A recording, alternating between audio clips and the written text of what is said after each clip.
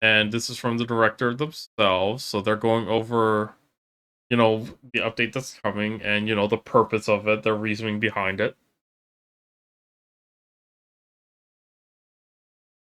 So let's just go down the. So the fully revamped combat experience, they're redoing the dungeons, and they're gonna make these these 6 dungeons listed as basically the core of it. So I don't know exactly what's happening with Valtane missions or Shadow missions. I think they're still gonna be there, but they're gonna be like extra content. And they don't make a mention of lore missions here as well, which is pretty concerning. So I don't know if they're just gonna eventually phase out demonic weapons, but we'll have to see. And even then, still, something else I don't see is divine weapons. We're not seeing divine weapons mentioned here at all.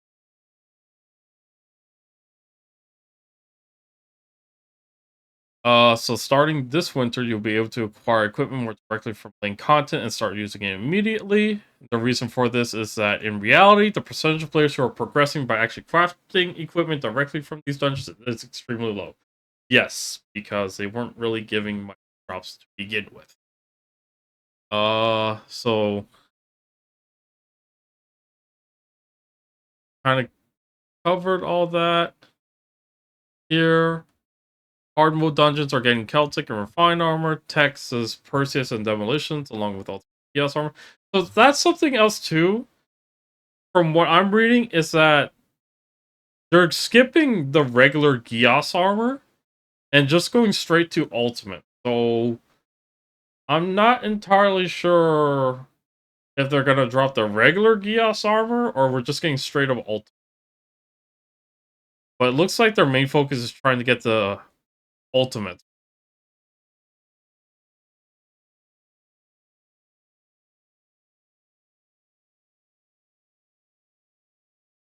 And then they're also stated that the Rabbi Phantasm's higher difficulty level, Temptation's Path, will be available starting December 4th.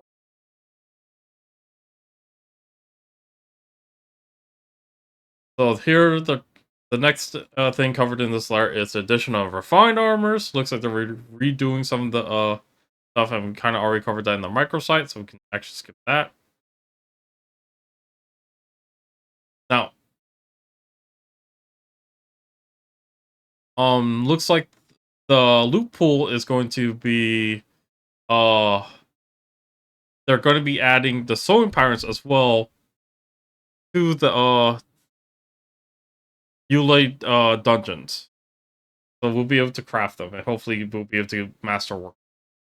But any existing refined armor piece that you already possess will be automatically upgraded with the highest possible values for the newly added set effect rate. So if you already have some of the armor, then you're gonna get max stats on them, which is nice. That's very generous. Now the equipment grade, the equipment rarity grade system they're adding here. From the screenshot itself, I'll get into the descriptions later. It looks like each rarity has a damage bonus tied to it. Values listed above are example only and will depend on type of equipment and rarity. So these numbers could be higher. It looks like here is that all crafted equipment is graded as masterwork and also applies to existing equipment. And masterworks get the biggest one with an increased bonus damage of plus 30%.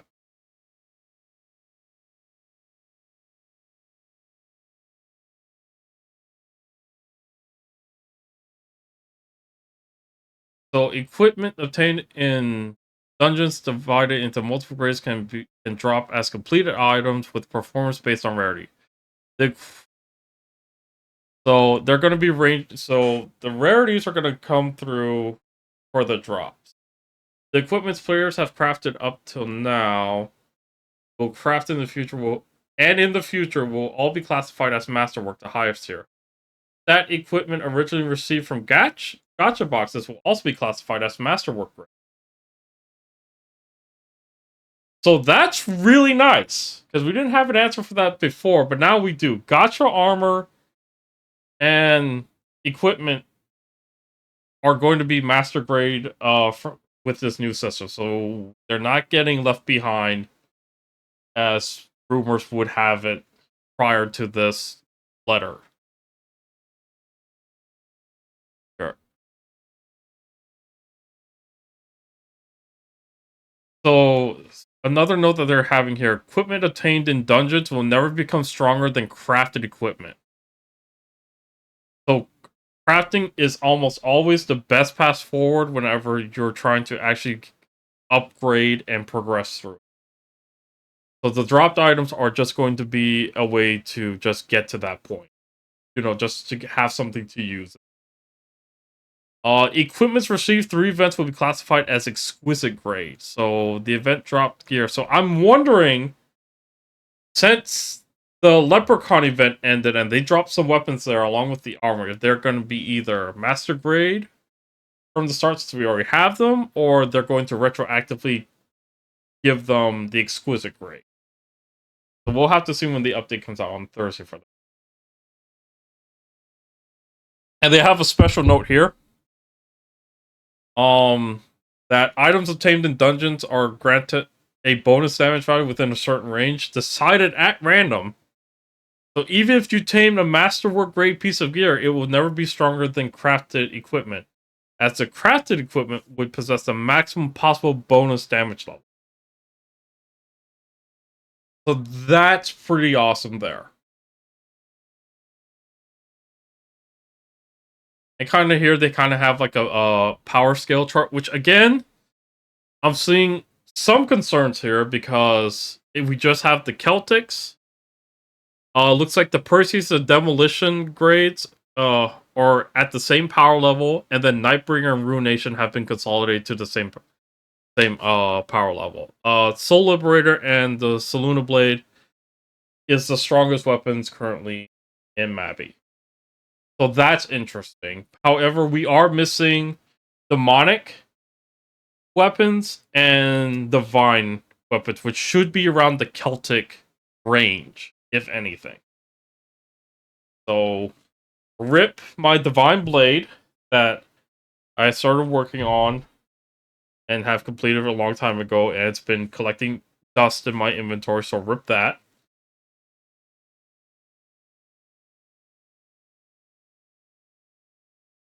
Here. The performance of existing gear will also change based on the weapon type you currently use. The new skin will render them more powerful than before, while untradeable equipment will help fill the gaps in your arsenal. And so, with this new rarity system too, they're also going to be making gear recommendations for getting into the dungeon. So they're standardizing that progression system. So that's going to be nice. Uh, let's see here. And just to make sure everything is fair, they made the new Soul Liberator series that come from Breleth. The highest tier best in slot weapons will only be attainable through crafting. So you won't get a random drop of a Soul Liberator weapon while clearing Breed. You have to craft it. And they're also going to be giving, to maintain their spot as best in slot, the special level 8 upgrade. The special upgrade stones required to reach level 8 can be obtained from Breleth. Okay. And here they're talking about adding in the new Nightbringer Axe and Healing Wand. And then here they're going to cover the dungeon difficulty and reward overall. So their main point is to basically reduce the dungeon playtime and delete some of the mechanics to make it easier. I'm not entirely sure if this is going to be accurate, because it depends on where we're currently at right now. And from the looks of it, most of the current Mabby player are going to be really strong. So it could take them less than 5 minutes to clear a dungeon, especially since they're shortening it. And if we have anyone to go off by, I don't know what the current record speedrunning is for plus 00's Albie dungeon run. I think he manages to get it down to like 5 minutes already. So we'll be going as fast or possibly faster than what he's currently at right now. Just for a frame of reference.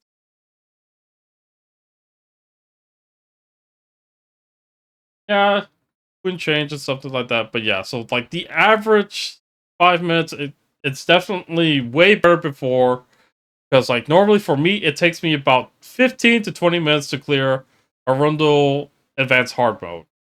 And then for a Feth Hard mode, it takes me 15 minutes to go through. And then something else too for Prom Boss, they're expecting the playtime for those for 10 minutes. So this is specific for the Glen Burna solo play and the basic and hard difficulties for Crom Boss, which I'm not sure exactly why they're changing the name for the Crom Boss difficulties from basic to normal to now basic and hard difficulty. There's a lot of inconsistency there.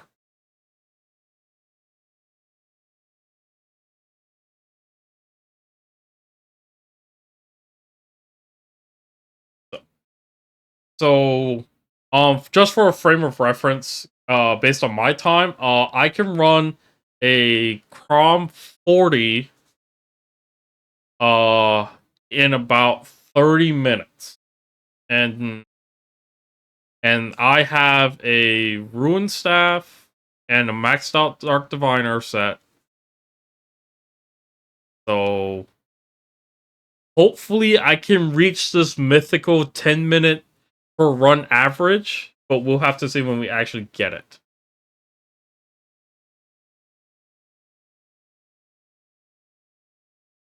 And even then, here, which is really weird too, Crown Boss is being changed from its present state to difficulty levels, basic and normal, but in the screenshot they have basic and hard, lots of inconsistencies. So we'll probably have them fix that. They're the Mabinogi team's been working really, so I'll forgive them for that.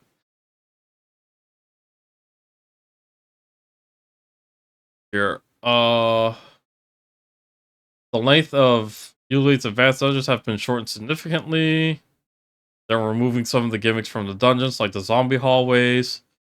For Glen Burna dungeons, some mechanics have been altered to allow solo play on basic difficulty only. So, looks like hard mode and very hard mode mechanics are not going to get changed. So... Sure. So they're reducing the burden of combat and makes dungeons more approachable for players, so hopefully a lot more players will be able to challenge these, and with limits being removed, hopefully I can start running and helping more people out. Because that limit really hurt my ability to run with other players to help them out, especially for the tech dungeon.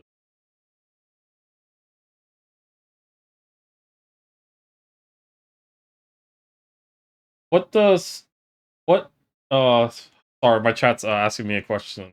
What does FARR mean? And will it work for Glenn? Are you talking about the near tight?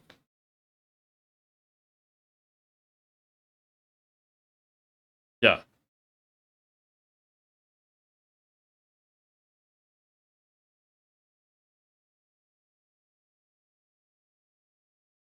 So then they're introducing near tight to help separate growth from loot acquisition. Near tight is a reward buff similar to the function of shadow crystals. So you'll be eating this before you open the dungeon reward chest. And we've already went through the limits for that.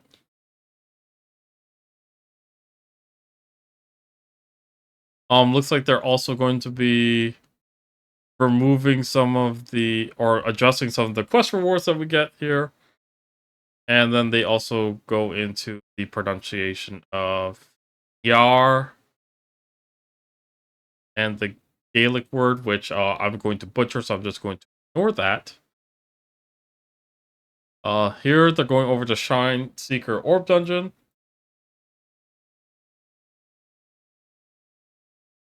And so they specifically say that this dungeon is where militias can aim for a significant boost to their progression, albeit at a low chance. Which, given recent events at the timing of this letter, it's fairly low. So don't get your hopes up too high for that. Let's see here. Is a treasure vault theme dungeon where farmers once hoarded gold and valuables in preparation for the descent of glass. I'm not gonna say that second part because I'm just gonna butcher it. We already went over the daily shine seeker orbs each day, so make sure you claim those every day and just run them. Uh, we designed it so that militias with reasonably good gear can clear it within 5 minutes without much difficulty. So new players can still do this, but it's going to take them a little bit longer.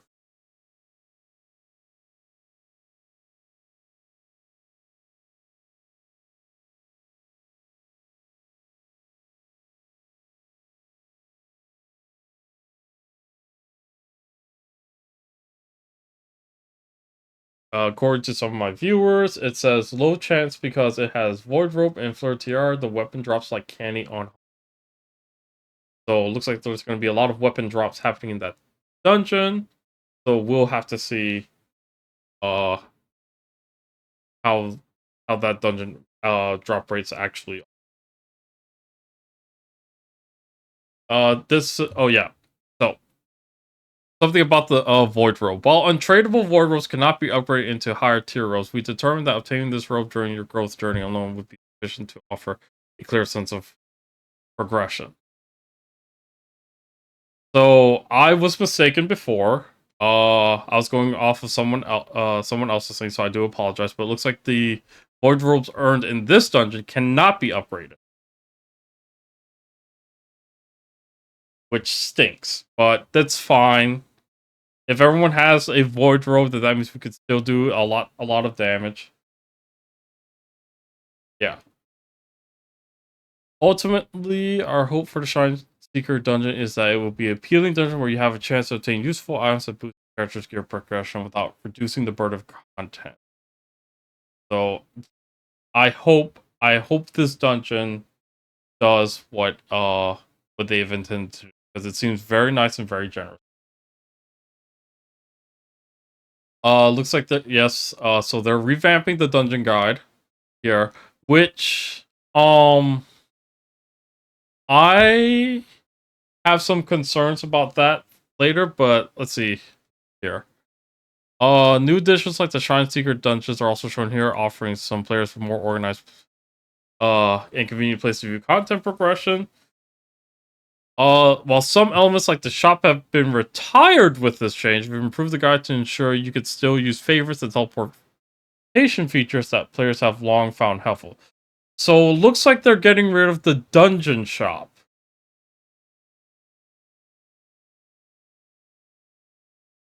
Or they're getting rid of the button that opens up the shop.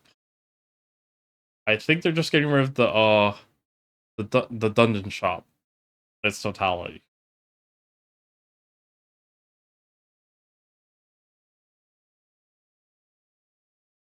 So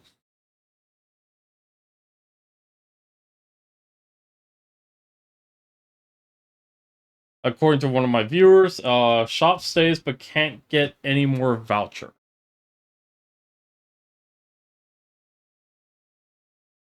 And then it looks like for the Shine Seeker dungeon, we enter from Albi dungeon, but it teleports us to Albe dungeon in the other world. So if you're not familiar with the two different versions of Albi, you'll know soon enough whenever you either complete uh G1 or the new system. And here they're going over the enhancement inheritance system here. Let's see. Um,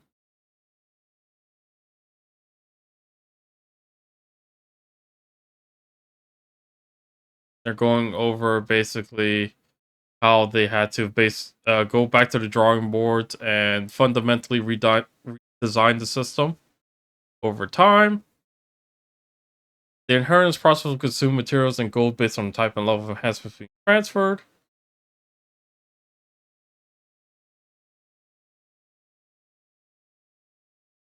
So something important is considering the impact this inheritance will have on the value of current item, crafting and dungeon rewards, the equipment from which the enhancements are transferred will be consumed, and the equipment that receives the enhancement will become permanently untradeable.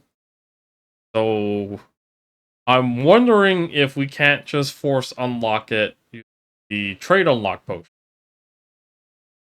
We'll have to see how permanent that really is.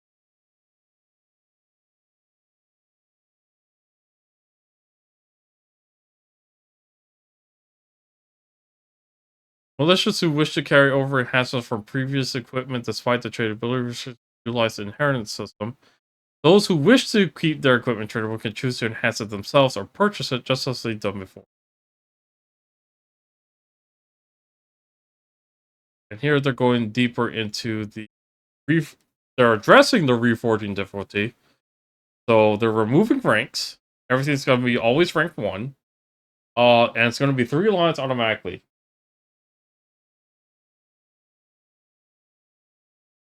Uh, and then I'm not sure what they mean by maximum level 20.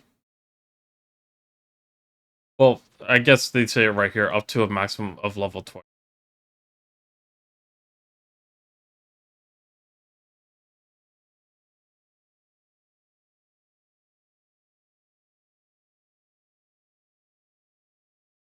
So no more limit breaks. And what they meant by let's see. And so I'm getting clarification from chat is the reason why they're saying permanently untradeable is that trade unlocks will not work on that. So okay.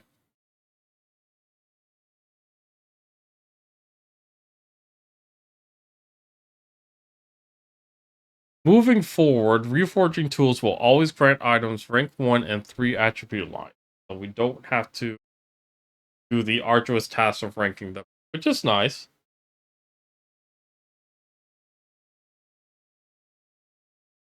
Let's see. All Hope gems with this update will be converted back into Hope essences, and Journeyman reforging tools are being retired and no longer obtainable. And they'll also refund you gold for any basic reforging tool currently in your. So, okay.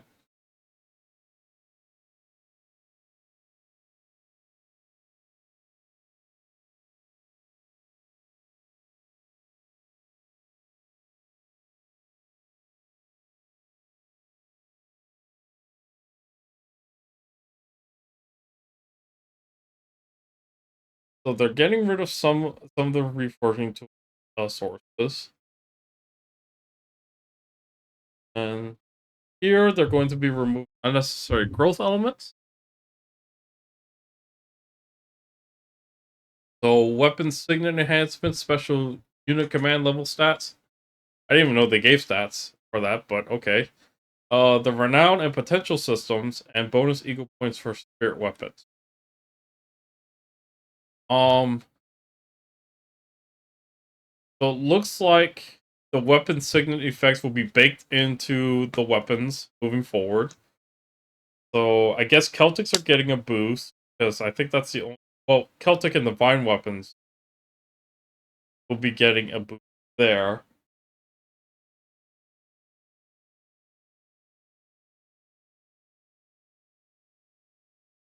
While elements like renown and potential will be reassigned more naturally available elements such as the Shining Wiki passive buff. So that skill Shining Wiki is going to get more stats to it. So it looks like we won't be losing access to squires, but instead they plan to redistribute the stats previously gained from raising your special unit command level to other areas. Here, the next paragraph that they're covering for spirit weapons is that Moving forward, all spirit weapons, including those with missing points, will have the maximum number of points for the level and applied going forward. So if you messed up your spirit weapons, don't worry. They got you covered. They're gonna give you all the missing equal points that you have and be able to invest in your spirit weapons without having to worry about maxing out the bond level per level.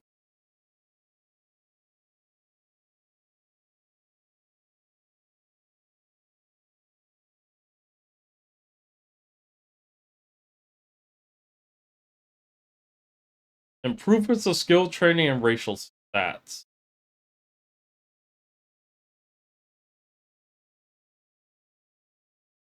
They're covering the reason why reaching rank 1 of all, only the beginning of Mabinogi remains a popular sentiment among militiants.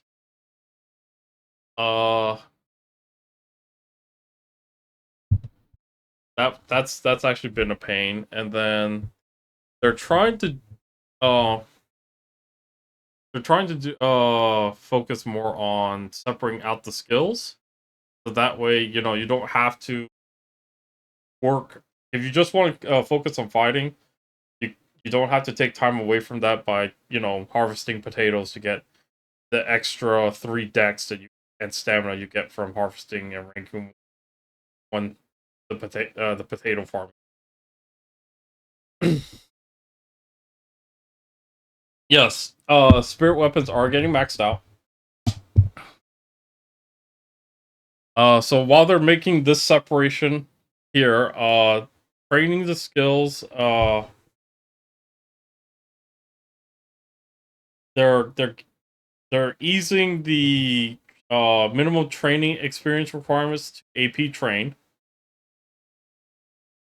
And we also eased the difficulty of acquiring hard to learn skills, most notably backroom explosion, making it easier for players to access a wider variety of skills. So hopefully, for the new players out there that haven't gotten all their skills, hopefully, this update can help them get all the skills that they want.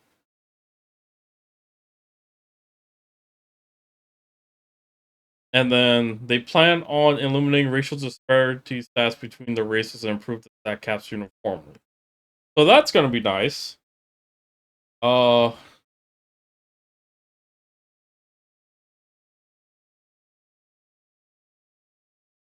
so it looks like they're consolidating all that. This means all races will not be able to raise all stats to their current maximum values.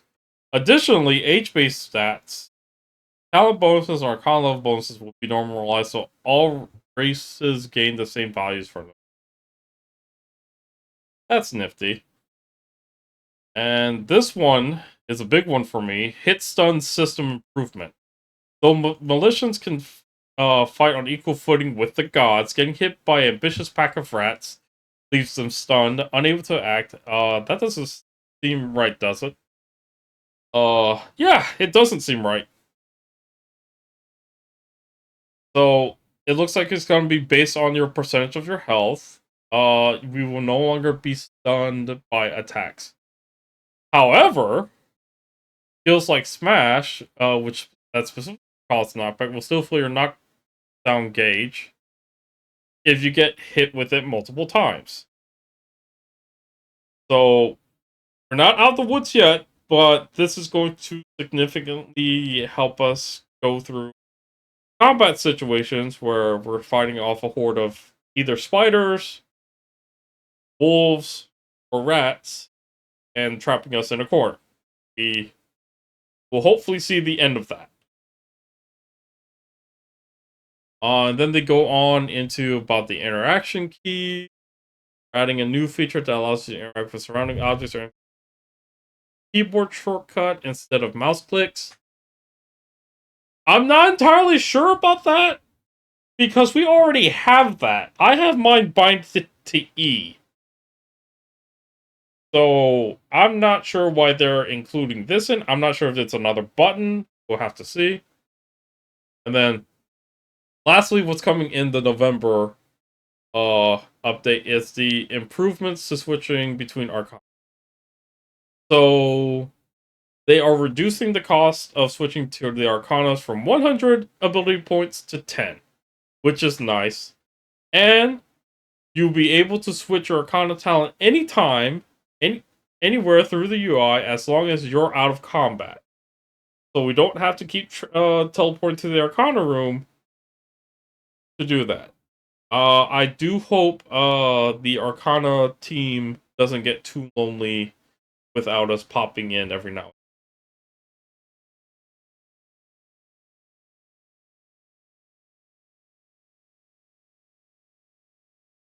And then here they're going over the new Arcanas that we're getting in December. So in December we're getting two new Arcanas: Forbidden Alchemist and Arsenal Gunner.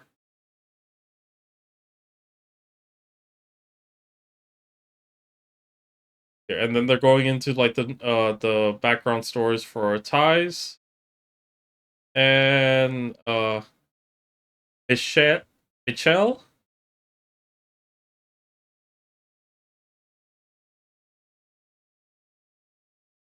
And then also they're going over the new difficulty. So in December we're getting the new difficulty for Arabi Phantasm Dungeons. They're, let's see. Arabi Phantasm new difficulty is an alternate path dungeon where you enter more challenging branches of the dungeon by performing specific actions within the existing Arabi Phantasm, and similar to Glenburna's Primeval Winter difficulty, or the very hard mode difficulty. And because we set it up like this, it entered this mode with a normal Arabi Phantasm pass without any. And the potential rewards for this new mode include Nightbringer and Ruination weapons, blacksmith manuals for refined armor, erg materials, and additional entry passes for Crom, Glen, and Breleth, which is nice.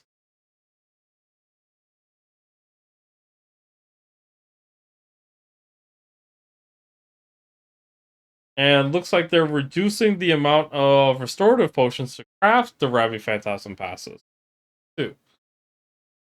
So that's gonna be neat. And then for the fashionogis out there, looks like we are getting personal shop mannequins. This allows you to set up a mannequin at your personal shop, which you can dress in and out. So that's nifty. I don't know how that's going to affect the frame rates on channel 1, but I'm guaranteeing you someone's gonna put an all flashy, obnoxious flashy mannequin up on their shop. So that's gonna be fun. Uh Outfits displayed on these mannequins can be sold or purchased as a set, and also offer an option to grant potential buyers a rental period too. Oh, so we can rent outfits from other players as well. We look forward to put your fashion designs by styling mannequins with your outfits and selling or renting. Okay, that's pretty nifty. And then here, they also go over the first half of 2026. So here's something that we'll be getting in January and February. Ecclestone improvement. Um, Failed attempts at Ecclestone advancements will no longer lower a stone's grade. Thank God. And they are also adding in the Ecclestones to the extra equipment slots. So that's huge. So no longer you have to make sure you have the right Ecclestone equipped on that particular slot. In addition, Awakening will only take a fixed amount of AP, and a feature to access the or area immediately without completing the dungeon will be added to make it easier to advance and awaken Ecclestone. So even though they've already made it very quick to go through Water Park, or which is the friendly term, uh the actual name of the dungeon is Sidhe, it'll be a whole lot faster. Now, advancement will cost gold, if but clearing the dungeon will still provide 5 free advancement attempts.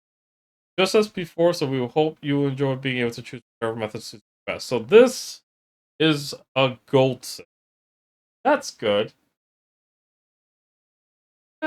That's really nice. Additional sources of stat equipment. New Rise update, we've made many improvements to the game's step-by-step growth structure, expanding rewards of growth and diligently. This is the part I haven't really read yet. Um, in keeping with this direction, we're changing stat equipment, which serves as a key component of character growth to be broadly acquired through gameplay. Let's see here. So, big one here. This will make it so that the stat equipment that was previously only available through gacha boxes can be acquired through different means via gameplay. So that's coming in. So that's coming in the first half of 2026. So they're currently working on implementing this and hope to roll out sometime in the first half of next. So they'll share more details about it in the future.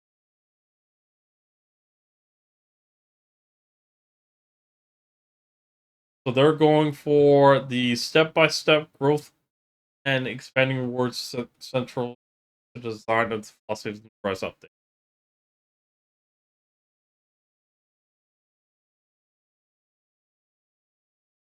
So that's going to be our winter. This is a winter of change for